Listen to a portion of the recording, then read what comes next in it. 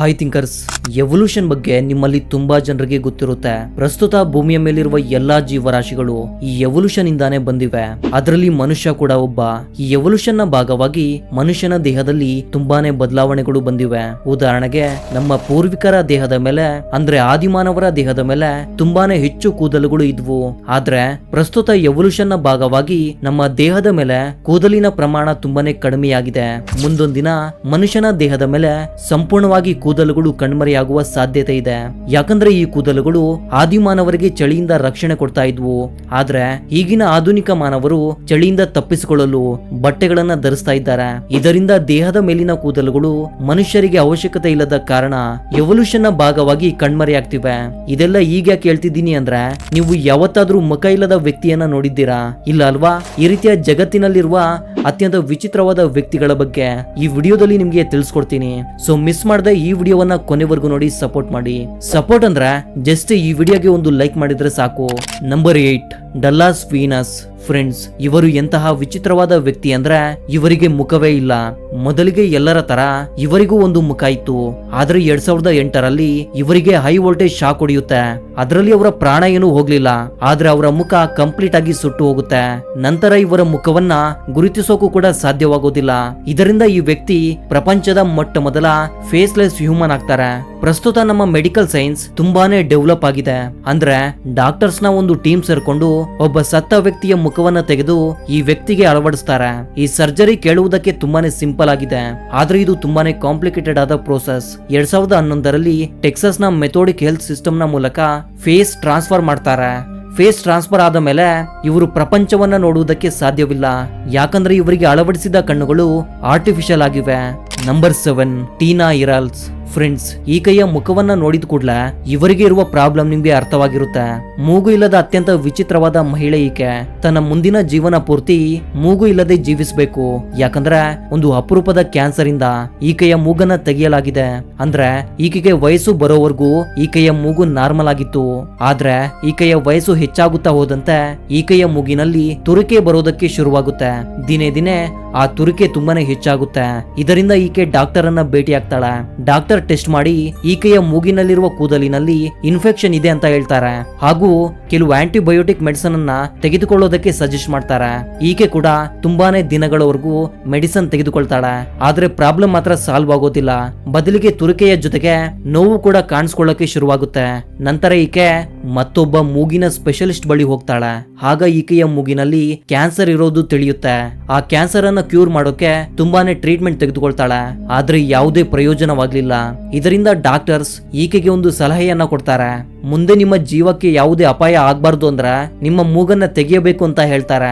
ಮೂಗಿನಲ್ಲಿರುವ cancer ಮುಂದೆ ಪೂರ್ತಿಯಾಗಿ ಮುಖವೆಲ್ಲ spread ಆಗುವ ಅವಕಾಶವಿದೆ. ಇದರಿಂದ ಬೇರೆ ದಾರಿ ಇಲ್ಲದೆ ಈಕೆ ಕೂಡ ಒಪ್ಪಿಕೊಳ್ತಾಳೆ. ನಂತರ ಡಾಕ್ಟರ್ಸ್ ಕ್ಯಾನ್ಸರ್ ನ ಜೊತೆಗೆ ಮೂಗನ್ನು ಕೂಡ ಕಟ್ ಮಾಡಿ ತೆಗಿತಾರೆ. Number 6, Pal Alexander. ಫ್ರೆಂಡ್ಸ್, ಈ ವ್ಯಕ್ತಿಯನ್ನ the man in iron lungs ಅಂತ ಕರೀತಾರೆ. ಒಂದು ಬಾಕ್ಸ್ ನಲ್ಲಿ ಇಡೀ ತನ್ನ ಜೀವನವನ್ನ ಕಳೆದ ಒಬ್ಬ ವಿಚಿತ್ರವಾದ ವ್ಯಕ್ತಿ ಇವರು. ಯಾಕಂದ್ರೆ ಈ ವ್ಯಕ್ತಿಯ ಪೂರ್ತಿ ದೇಹ ಪ್ಯಾರಲೈಸ್ ಆಗಿದೆ. ಈಗ ನಿಮ್ಗೆ ಒಂದು ಡೌಟ್ ಬಂದಿರುತ್ತೆ, ದೇಹ ಪ್ಯಾರಲೈಸ್ ಆಗಿರೋದಕ್ಕೆ ಬಾಕ್ಸ್ ನಲ್ಲಿ ಯಾಕೆ ಇಟ್ಟಿದ್ದಾರೆ ಅಂತ. ಬಾಕ್ಸ್ ಹೊರಗಡೆ ಕೂಡ ಇವರು ಜೀವಿಸಬಹುದು ಅಲ್ವಾ? ನಿಮ್ಗೆ ಅರ್ಥ ಆಗ್ಬೇಕು ಅಂದ್ರೆ ಇವರ ಲೈಫ್ ಸ್ಟೋರಿ ತಿಳ್ಕೋಬೇಕು. ಇವರು 1946 US ನ ಟೆಕ್ಸಾಸ್ ನಲ್ಲಿ ಜನಿಸ್ತಾರೆ. 1952ರಲ್ಲಿ ಅಂದ್ರೆ 6 ವರ್ಷ ವಯಸ್ಸಿನಲ್ಲಿ ಇವರಿಗೆ ಪೋಲಿಯೋ ಆಗುತ್ತೆ. ಇದರಿಂದ ಇವರ ತಲೆಯ ಕೆಳಗಡೆ ಇರುವ ಪೂರ್ತಿ ದೇಹ ಪ್ಯಾರಲೈಸ್ ಆಗುತ್ತೆ. ಆಗಿನ ಡಾಕ್ಟರ್ಸ್ ಬಳಿ ಕರೆದುಕೊಂಡು ಹೋದಾಗ ಇವರು ಇನ್ನು ಕೆಲವು ದಿನಗಳು ಮಾತ್ರವೇ ಬದುಕೋದಕ್ಕೆ ಸಾಧ್ಯ ಎಂದು ಹೇಳ್ತಾರೆ. ಯಾಕಂದ್ರೆ ದೇಹ ಪೂರ್ತಿ ಪ್ಯಾರಲೈಸ್ ಆದ ಮೇಲೆ ಅವರ ಶ್ವಾಸಕೋಶ ಕೂಡ ಸರಿಯಾಗಿ ಕೆಲಸ ಮಾಡೋದಿಲ್ಲ. ಇದರಿಂದ ಉಸಿರಾಡೋಕೆ ಕೂಡ ತುಂಬಾನೇ ಕಷ್ಟವಾಗ್ತಿತ್ತು. ಈ ವ್ಯಕ್ತಿ 6 ವರ್ಷದ ಹುಡುಗನಾಗಿದ್ದಾಗ ಈ ತರಹದ ಒಂದು ಬಾಕ್ಸ್ ನಲ್ಲಿ ಇಡ್ತಾರೆ. ಆ ಸಮಯದಲ್ಲಿ ಈ ರೀತಿಯ ತುಂಬಾ ಹುಡುಗರನ್ನ ಈ ರೀತಿಯ ಬಾಕ್ಸ್ ಗಳಲ್ಲಿ ಇಡ್ತಾ ಇದ್ರು. ಈ ಬಾಕ್ಸ್ ಒಳಗಡೆ ಇದ್ದಾಗ ಅವರು ಸುಲಭವಾಗಿ ಉಸಿರಾಡಬಹುದು. ಅಂದ್ರೆ ಒಂದು ರೀತಿಯಲ್ಲಿ ಶ್ವಾಸಕೋಶದ ತರ ಕೆಲಸ ಮಾಡ್ತಾ ಇತ್ತು. ಈ ವ್ಯಕ್ತಿಯ ದೇಹ ಪ್ಯಾರಲೈಸ್ ಆಗಿದ್ರು ಕೂಡ ತುಂಬಾ ವರ್ಷಗಳ ಕಾಲ ಸರ್ವೈವ್ ಆಗ್ತಾರೆ. ಅಷ್ಟೇ ಅಲ್ಲ, ಇವರು ತಮ್ಮ ಹೈಸ್ಕೂಲ್ ಎಜುಕೇಶನ್ ಮುಗಿಸಿ ಯೂನಿವರ್ಸಿಟಿ ಆಫ್ ಟೆಕ್ಸಾಸ್ ನಲ್ಲಿ ಗ್ರಾಜುಯೇಷನ್ ಮಾಡ್ತಾರೆ. ಇದ್ರ ಜೊತೆಗೆ ಲಾ ಡಿಗ್ರಿಯನ್ನ ಕೂಡ ಕಂಪ್ಲೀಟ್ ಮಾಡ್ತಾರೆ. ಅಷ್ಟೇ ಅಲ್ಲ, ತನ್ನ ಜೀವನವನ್ನ ಒಂದು ಪುಸ್ತಕದಲ್ಲಿ ಬರೆದು ಬರೆದು ಪಬ್ಲಿಷ್ ಮಾಡ್ತಾರೆ. ನಂಬರ್ 5 ಇರಿಕ್ ರಾಮೆರ್ಜ್. ಈ ವ್ಯಕ್ತಿ ಒಬ್ಬ ಟ್ಯಾಟೂ ಆರ್ಟಿಸ್ಟ್. ಇವರನ್ನ ಕಾಲ್ಕಾ ಸ್ಕಲ್ ಎಂದು ಕೂಡ ಕರೀತಾರೆ. ಈತ ತನ್ನ ಮುಖವನ್ನ ಪೂರ್ತಿಯಾಗಿ ಸ್ಕಲ್ ರೂಪಕ್ಕೆ ಬದಲಾಯಿಸಿಕೊಳ್ತಾನೆ. ಅಂದ್ರೆ ಮನುಷ್ಯರ ಬುರುಡೆಯ ರೂಪಕ್ಕೆ ತನ್ನ ಮುಖವನ್ನ ಬದಲಾಯಿಸಿಕೊಳ್ತಾನೆ. ಈ ಪ್ರೋಸೆಸ್ ನಲ್ಲಿ ಮೊದಲಿಗೆ ತನ್ನ ಮೂಗನ್ನ ಅರ್ಧಕ್ಕೆ ಕಟ್ ಮಾಡಿಸ್ತಾನೆ. ನಂತರ ಈತನ ಮೂಗು ಸ್ವಲ್ಪ ಸ್ಕಲ್ ತರ ಕಾಣಿಸುತ್ತೆ. ಆಮೇಲೆ ತನ್ನ ಮುಖವನ್ನ ಪೂರ್ತಿಯಾಗಿ ಬದಲಾಯಿಸಲು ತನ್ನ ಕಿವಿಗಳನ್ನ ಕೂಡ ಅರ್ಧಕ್ಕೆ ಕಟ್ ಮಾಡಿಸ್ತಾನೆ. ಈ ರೀತಿ ಮುಖದ ಮೇಲೆ ಹಲವಾರು ಸರ್ಜರಿಗಳನ್ನ ಮಾಡಿಸ್ಕೊಂಡು ತನ್ನ ಮುಖವನ್ನ ಒಂದು ಸ್ಕಲ್ ರೂಪಕ್ಕೆ ಬದಲಾಯಿಸ್ಕೊಳ್ತಾನೆ. ಅಷ್ಟೇ ಅಲ್ಲ, ತನ್ನ ನಾಲಿಗೆಯನ್ನ ಕೂಡ ಹಾವುಗಳ ನಾಲಿಗೆಯ ತರ ಮಧ್ಯಕ್ಕೆ ಕಟ್ ಮಾಡಿಸ್ಕೊಳ್ತಾನೆ. ಫ್ರೆಂಡ್ಸ್, ಫೈನಲಿ ಈ ವ್ಯಕ್ತಿಯ ಮುಖ ಈ ರೀತಿಯಲ್ಲಿ ಕಾಣುತ್ತಿದೆ. ಈಗ ನೀವು ಕಾಮೆಂಟ್ ಮಾಡಿ ತಿಳಿಸಿ, ಈ ವ್ಯಕ್ತಿಯ ಮುಖ ನೋಡೋದಕ್ಕೆ ತಲೆ ಬುರುಡೆ ತರ ಕಾಣ್ತಾ ಇದೆಯಾ ಇಲ್ವಾ ಅಂತ. ನಂಬರ್ 4 ಚೇನ್ ತುನಾಂಜಿ. ಈಕೆಗೆ 26 ವರ್ಷ ಇರುವಾಗ ಬರೋಬ್ಬರಿ 10 ಸರ್ಜರಿಗಳನ್ನ ಮಾಡ್ತಾರೆ. ಯಾಕಂದ್ರೆ ಒಂದು ಬಾರಿ ಈಕೆಯ ಕಾಲುಗಳನ್ನ ನೋಡಿ ಹುಟ್ಟುವಾಗಲೇ ತುಂಬಾನೇ ವಿಚಿತ್ರವಾಗಿ ರಿವರ್ಸ್ ನಲ್ಲಿ ಇವೆ.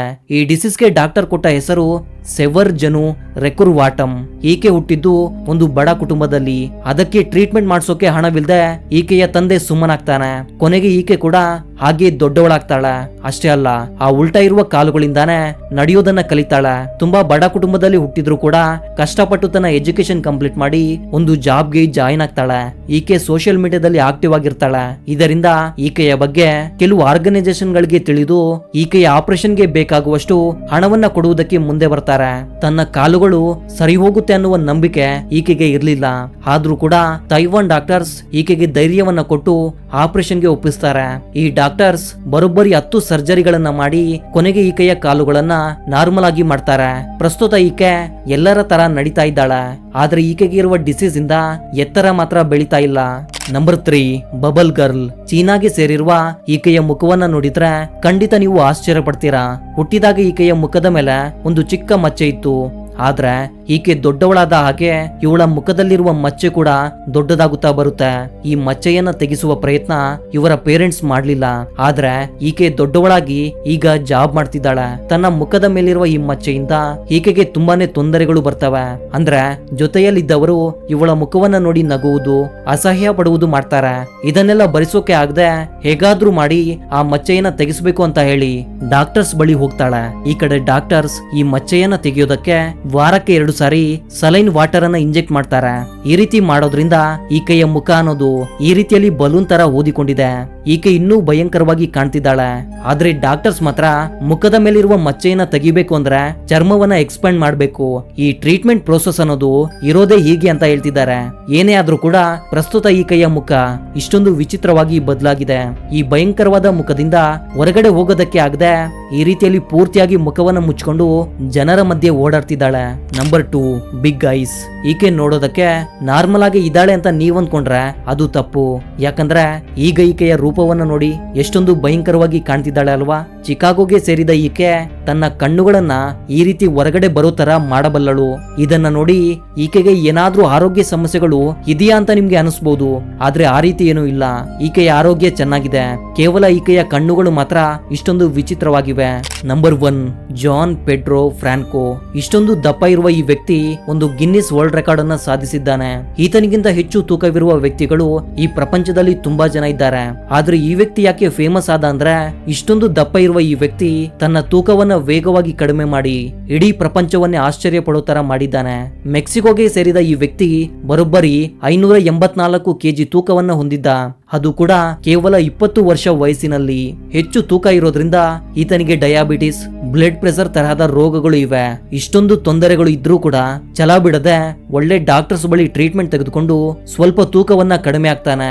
ನಂತರ ಸರ್ಜರಿ ಮಾಡಿಸ್ಕೊಂಡು ಇಷ್ಟೊಂದು ತೂಕವನ್ನ ಕಡಿಮೆ ಮಾಡ್ಕೊಂಡು ಎಲ್ಲರನ್ನ ಆಶ್ಚರ್ಯ ಪಡೋ ತರ ಮಾಡಿದ್ದಾನೆ. So that was the info my dear thinkers. ಮತ್ತೊಂದು ಇಂಟ್ರೆಸ್ಟಿಂಗ್ ಆದ ವಿಡಿಯೋ ಜೊತೆ ಮತ್ತೆ ಸಿಗ್ತೀನಿ. ಅಲ್ಲಿವರೆಗೂ ಜೈ ಹಿಂದ್, ಜೈ ಕರ್ನಾಟಕ.